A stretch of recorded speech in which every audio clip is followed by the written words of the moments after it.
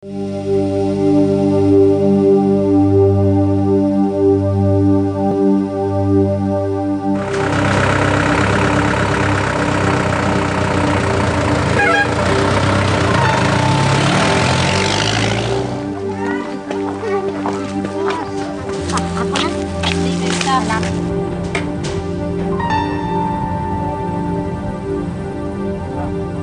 tong kaling to?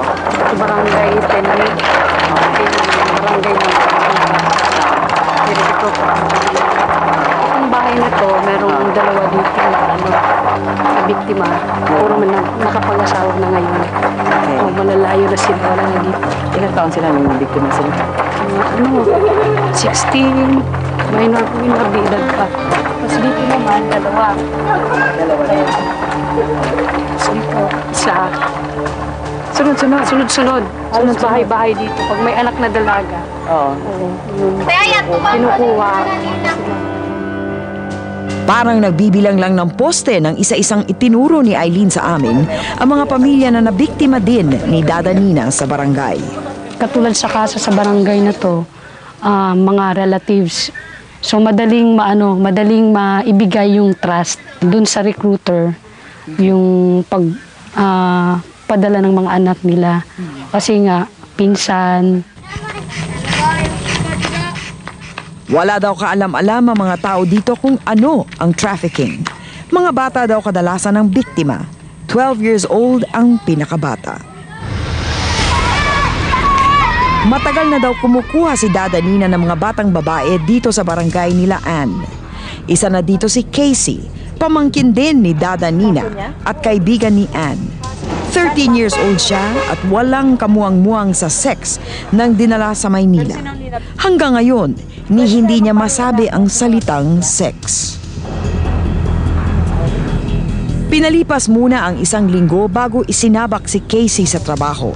Sabi nila, papaputiin daw muna bago lumabas para daw po magustuhan ng customer. Nung pagka kinabukasan po lumabas kami, nagpa-check up. Saan? Sa Espanya po. Sa doktor? Opo, tingnan po kung virgin o hindi na. Tapos, anong ginawa sa'yo? Ayun na nga po, pagka nakalipas na po yung 1 week, dinala na po ako sa hotel. Tapos po, nung nandun na po kami sa kwarto, namili po yung customer, tapos ako po yung pinili. 10,000 pesos ang presyo ni Casey dahil virgin siya. 5,000 pesos ang napunta sa kanya, pero siningil ang gastos paluwas ng Maynila at ang bayad sa doktor, kaya 3,000 na lang ang natira. Biglang bagsak ang presyo niya pagkatapos ng unang gabi. Pag short time po, 100 po binibigay sa amin, tapos pag natutulog po kami sa hotel, 150. Pero may paraan daw ang kasa para mapataas ang presyo ng mga babae. Fake a virgin ang tawag nila dito. Bumibili po sila ng kalapati, tapos yung kalapati kinukuhaan po ng dugo, tapos linalagay sa bulak. Tapos? Tapos, tawas po na linalagay sa maligamgam na tubig, tapos yun po yung hinuhugas. Nuhugas sa? Sa Sa puwerta? Opo. Kapag may nakitang dugo, maniniwala ang customer na virgin pa ang babae. Kinabukasan, tinatanggal ng doktor ang bulak. 8 buwan ang itinagal ni Casey sa kasa. Marami na raw siyang naging customer. Ang kaibigang si Ann ang naging daan para makawala siya at ang 8 pang kasamang taga-Samar kay Dada Nina. Halos pareho ang pinagdaanan ni na Casey at Ann. Pinaligo muna, tapos pinabihis. Tapos, lumabas na kami Saan ka dinala? sa Hotel Paradise. Hindi ko alam. Opo. Saan yun? Hindi ko po alam. Saan ka dinala? Doon na po sa kwarto. Describe mo siya. Anong mukha niya? Ilang taon siya? Nabuo agad sa isip ni Ann ang plano para makaalis sa kanyang impyerno. Sumulat ako sa nanay ko na tulungan niya ako kasi mahirap yung trabaho, hindi ko kasi kaya. Tapos, Sinabi mo ba kung ano yung trabaho? opo. 2 sulat ang inihanda ni Anne para sa magulang. Ang isa ay itinago niya sa kanyang lumang damit na ipinabalik sa probinsya at ang isa ay ang pinabasa kay Dada Nina na nagdala ng kanyang bag. Sigurado kang mababasa ng nanay mo yun o nagbabakasakali ka lang? Sigurado po ako kasi palagi niya tinitingnan yung mga damit ko kung may mga kasi alam naman din ni nanay kung anong mga nilalagay ko sa mga damit. Kay kuti ay malandog ni siya nakatusulod. Di pinanbukad ko. Niya dugnit. May sulod nagkahublog at sa loob. Nahulog? Oo. Binasa ko naman. Okay. Ang surat niya nga para akon, asya ang sekreto. Ginbuli niya hintip para wala mag-abri nga iba. Agad humingi ng saklolo si Aling Cynthia sa DSWD. Nagpatulong naman ito sa Visayan Forum at naiplano agad ng Quezon City Police ang pag-rescue kay Anne.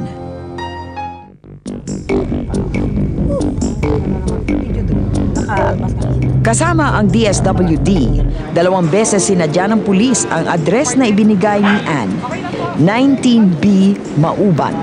Pag hindi nyo kayo magsasabi ng totoo, sabi yung taga-DSWD, sabi, pag hindi kayo magsabi ng totoo,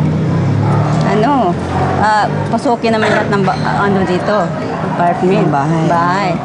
Sabi ko, pasukin po ninyo, basta walang katulong dito eh. Ganon din kami, hindi namin alam eh. Ganon pala.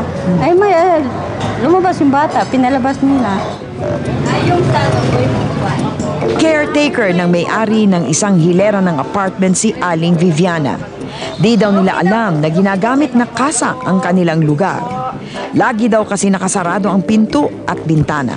Mga waitress na taga-Samar daw ang pakilala sa kanila ng mga bata.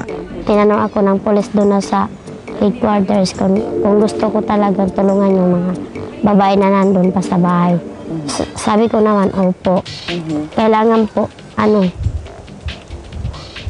makuha na sila. Tapos sabi naman ng sige ko, tulungan namin sila. Tapos na. Ikaw ang nagbigay ng pangalan? Opo. Isinunod agad ng pulis ang isa pang rescue operation at 9 na babae ang nakuha nila sa Mauban. 4 ang menor de edad, kasama si Casey. Yun po mga batang ito, nung kinausap niyo po ba, willingly ho ba silang sumama sa inyo? Actually, may resistance po dahil ayaw na daw po nilang bumalik sa probinsya. Ayaw na daw po nilang maghirap. Dito daw po, sabi nila is gumaganda sila, pumuputi. Hindi makapagbigay ng affidavit ang mga kababaihan, pati na ang bantay ng kasa. Supposed to be po kukunan namin, kaya lang according nga po sa social worker natin is i-assess daw po muna nila before na pakuhaan sa amin na salaysay. Turn over namin sila sa DSW, hindi na po sila ibinalik sa amin. Dahil ang mga biktima ay bumalik na sa Samar, doon isinampa ng Visayan Forum ang kasong human trafficking. Ibinasura ito ng korte dahil sa Maynila daw nangyari ang sinasabing krimen. Mukhang hindi na bahala si Dada Nina at ang iba pang nasa likod ng pag-recruit ng mga bata sa lugar ni na Anne at Casey. Pag ibarulat niyan, kakuha na ni ako pa niyaging kanhi, hana akong balay nga. Kintatarog ako niya nga, magraraot ko ni dito DSWD, kay binadget dito ang pagkaon. Masiringirahang kakuha na. Maupay ko nga niya nakaptan niya.